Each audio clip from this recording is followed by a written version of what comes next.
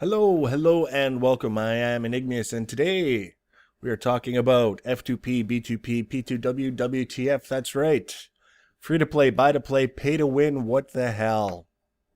Now, why, oh, why, oh, why? 1 week from beta weekend event number 3, when everyone is happily prancing around with a fistful of beta keys, would I bring up such a controversial and heated subject? And the answer is because I hadn't actually intended on releasing this video until after beta weekend event number 3. But when I started doing the research to compile the notes for the video, what I found is that instead of just a straight up editorial piece, I could actually put this forward in sort of an informational kind of format, because it's really much more difficult than I expected it would be to find credible, useful information on what these different things actually mean. Now, I'll be examining these concepts in the context of MMORPGs, even though I realize that buy-to-play, free-to-play, and especially pay-to-win comes up in other online categories of gaming, especially first-person shooters. And in those different categories, the impact of these things is slightly different. So I just want to clarify, this is being offered in the context of MMORPGs. And I also just want to delineate between the buy-to-play and the free-to-play model.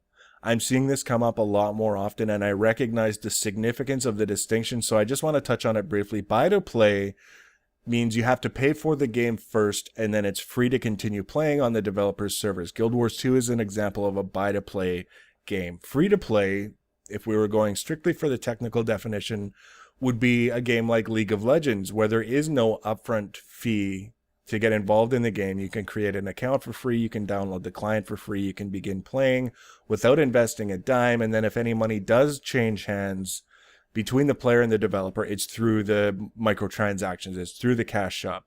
So there is a distinction, but just to be clear, I still refer to Guild Wars 2 as a free-to-play game just out of habit, and in that sense I'm using it in the context that it doesn't have a subscription fee. This whole buy-to-play versus free-to-play distinction is relatively new, so if there, just to avoid any confusion, someone pointing out in the comments Guild Wars 2 is actually buy-to-play, I am aware you are correct. You know what I'm talking about, and I know what you're talking about, and we're good. So to get started here, I want to talk briefly about the history of the free-to-play model in Western MMORPGs, because this is actually significant to the discussion that we're going to have as a whole. This video was originally going to be centered around pay-to-win, but we can't really have that discussion intelligently unless we take a look at the free-to-play model and specifically how it has been interpreted by the community, the Western gaming community, for quite a number of years now. The first major Western MMORPG to adopt the free-to-play model was Anarchy Online. Now, if you disagree, that's fine. If you think there was another major Western MMO to go free-to-play first, what I would suggest is before you point it out to me, go to Wikipedia and correct the entry there, because that's where I'm drawing my information from for this little segment. Regardless, Anarchy Online, published by Funcom, had an abysmal launch. Launched in 2001, and the developers wound up spending 6 months after launch trying to repair the game and get it to a playable state because of all the problems that it had. Unfortunately, by the time that 6 months was up, a lot of the players had left the game with a bad taste in the mouth. The game had already been reviewed by the gaming media. They had some not so flattering things to say about it. The developers did go around to a lot of the media, said, would you please re-review our game? We've done a lot of work to it and corrected a lot of the issues. Apparently a lot of media outlets did. They did re-review it. They published their re-review articles, but they refused to alter their ratings. Despite all the difficulties, Anarchy Online did manage to win some awards. After it was repaired, apparently it was actually not a horrible game. Nevertheless, in 2004, Funcom made the decision to transition to a free-to-play model. What this did within the gaming community was make the connection between failed launch translates to free-to-play down the line. Even today, 2012, 8 years after the fact, regardless of anything that may or may not have happened in the industry, it's not at all uncommon to go to a games forum where someone is unhappy with the game, and their way of communicating that is making the statement or asking the question, when is this game going free to play? The insinuation being this game isn't worthy of a monthly subscription fee, so obviously it has to be going free to play. When will that be? Now that illustrates the stigma, and I understand it, especially in the context of Guild Wars 2. There are a lot of people coming to Guild Wars 2 from Guild Wars 1, where ArenaNet has done a very good job of installing a very loyal, very satisfied player base. If you've played Guild Wars 1 and not necessarily mingled outside of the Guild Wars 1 community, you may not even be aware that Guild Wars 1 suffered from this free-to-play stigma to at least some extent. I have talked to no shortage of people over the years who have commented at some point or another that they have not played Guild Wars 1 and they had no intention of playing Guild Wars 1 because it was free to play. How good could it possibly be? The connection, the stigma within the community is basically games that aren't good enough to warrant charging a subscription fee go free to play, or even start out free to play. The developers know from the get-go this isn't good enough to charge a subscription fee. That's why we're making it free to play. Normally, it would be very difficult to argue against just the flat-out opinions in that context were it not for the good folks at Turbine. They're the people who made both Dungeons & Dragons Ultimate, frequently referred to as Dungeons & Dragons Online. They are also the people behind Lord of the Rings Online. They launched Dungeons & Dragons Ultimate in 2006. I recall hearing that it had some problems at launch. Those problems were corrected, and that it wasn't a horrible game. It was certainly a niche game. It wasn't tremendously popular. I've certainly heard about games that were more heavily criticized than D&D Ultimate. Regardless, Turbine made the decision in 2009 to transition to a free-to-play model. They used the tiered model that we see in a lot of games now, where you can pick up the game. Usually it's a discounted fee for the client, and then continue to play the game for no monthly fee and pick up additional perks, character slots, adventure packs from the cash shop if you want, or you can just pay a monthly subscription fee and have access to everything.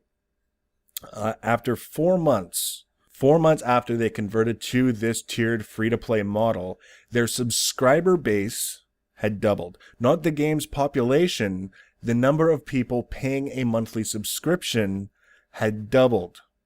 Total revenue from the game was up 500%, and they were earning triple the industry standard in terms of revenue from microtransactions. So compared to other companies generating revenue from microtransactions in their game, Turbine was earning triple the average. That's after 4 months, within 4 months of going free to play. That's what happened within D&D Online. Now, just to go into a little bit of detail, I don't want to get too mathy. Let's just pretend, to keep the numbers simple, that prior to going free to play, D&D Online was earning $1 million a year. After going free to play, that revenue goes up to $6 million per year. Revenue increased by 500%. So now they're making $6 million a year. Before free to play, they were earning $1 million a year from subscriptions. There was no cash shop, so all that revenue was from subscriptions. The number of subscribers doubles.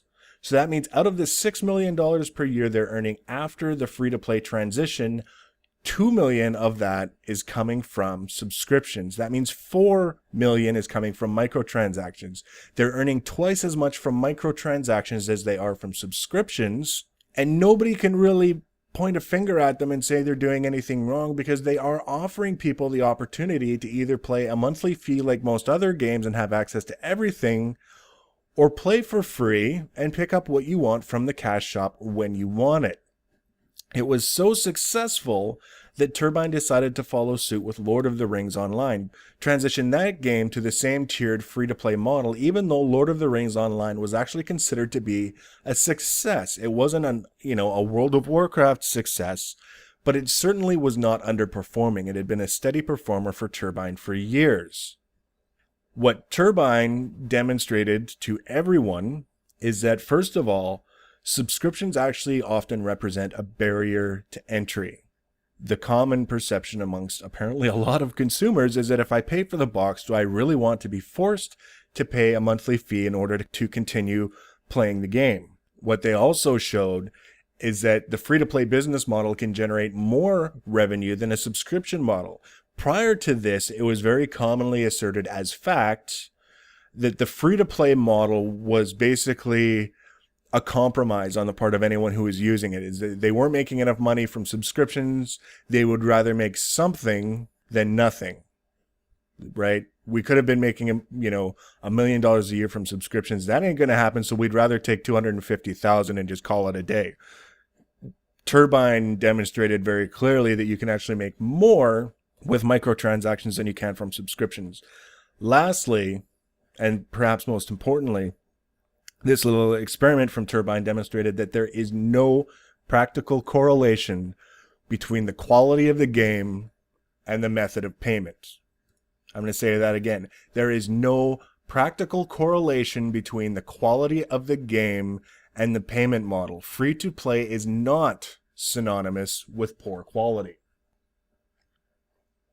And that's basically what it boils down to with free to play, is that it removes the barrier that is caused by subscriptions, which is why you will often see games that are struggling transitioned from a subscription-based system to a free-to-play model, is because it helps to overcome maybe some of the negative opinions that are floating around about the game in the media or in the gamer community, and give people a low or no risk opportunity to get in and try it for themselves and decide whether or not they want to stick around. It just helps to convert more users into the game. Moving on, pay to win. Like I said, this is what this article, this whole video was originally going to be about, until I found out just what information was available in the whole category of money changing hands between players and online game developers.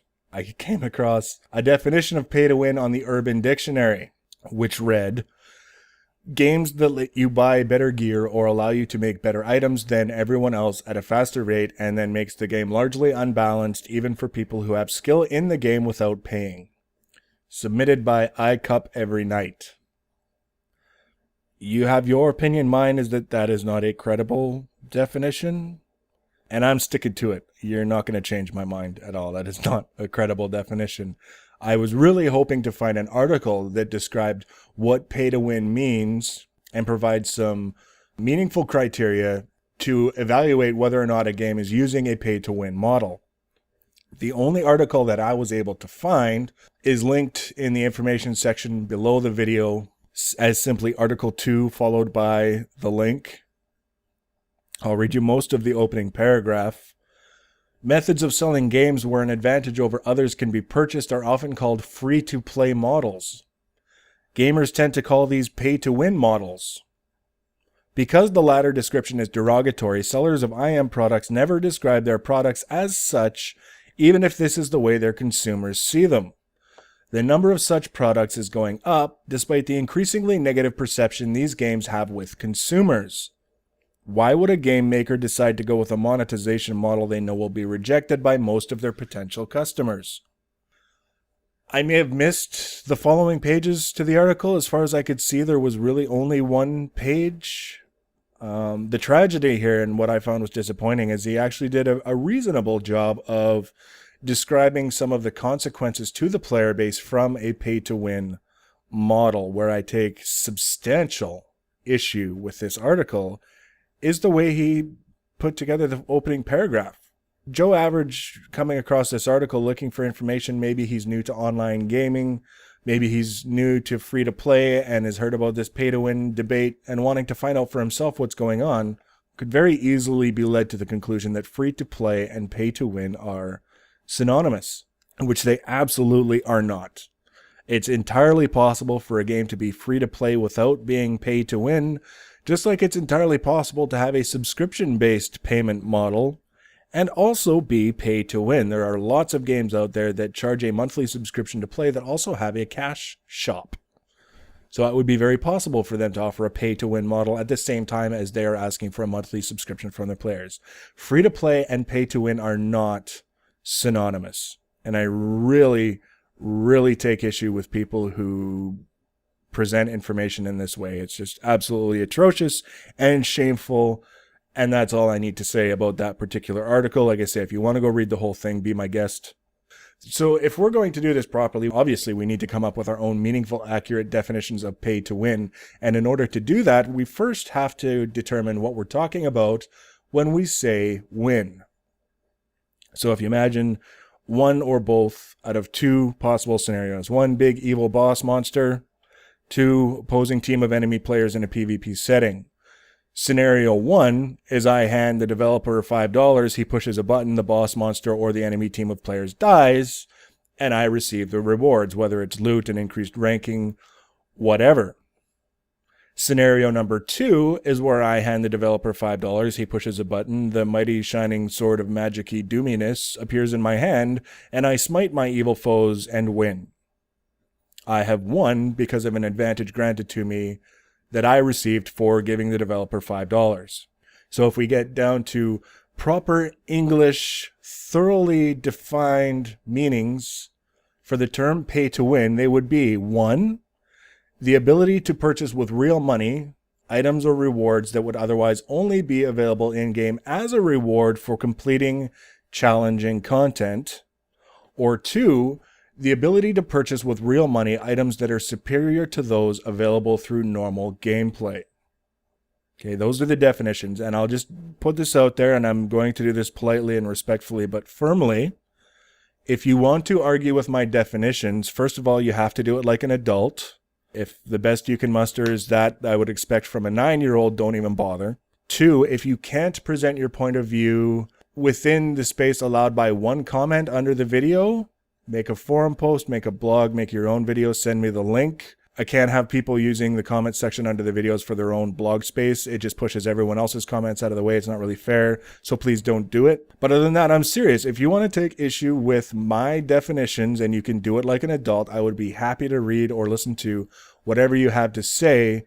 But put your game face on, because I'm getting kind of tired of the dumb. You can tell my last editorials are not exactly painting a glowing commentary of the vocal minority, and it's time that the grown-ups with half a brain stand up and say enough is enough, stop spreading bullshit. Because this is what it comes down to, is people are being turned away from games, like I mentioned previously, because they're trying to find information about what all this stuff means, and all they get is the vocal minority spreading bullshit.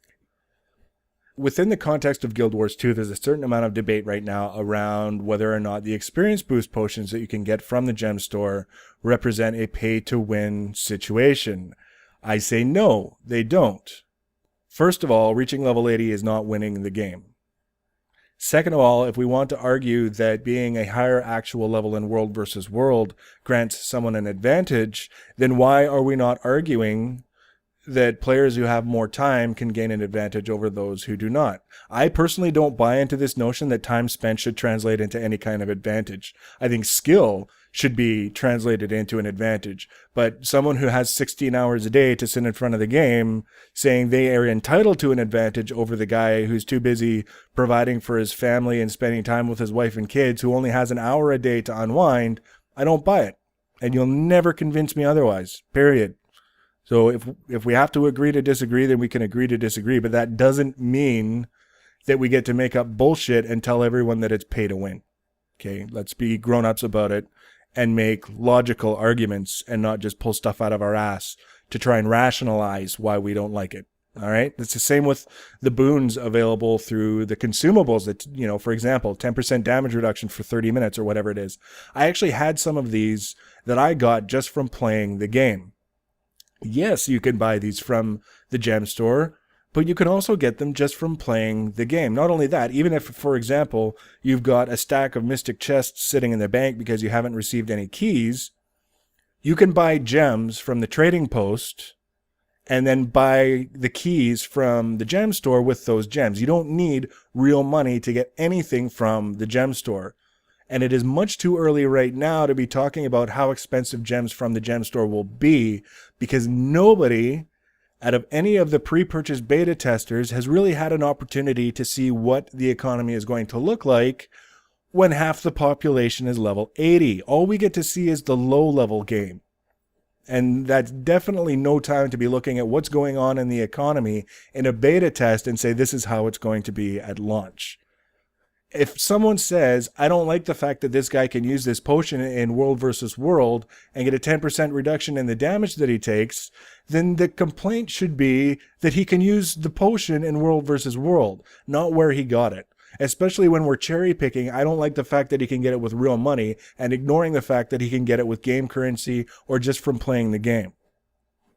If the complaint is that people wanting to run explorable dungeons with pickup groups are going to demand that you have these potions available, then complain that these potions are usable in explorable mode content, not the fact that you're cherry picking that you can get it with real money when you can be getting it with game currency or just playing the game. In summary, there's a certain element of any free-to-play game that takes a look at the convenience items available through real money transactions and tries to use those as justification to say that the game is pay to win. Unfortunately, that's not an adequate consideration. What really needs to be asked is, first of all, how significant are these items? What do they allow a person to do? And also, are they obtainable through any other means beyond simply just forking out real cash?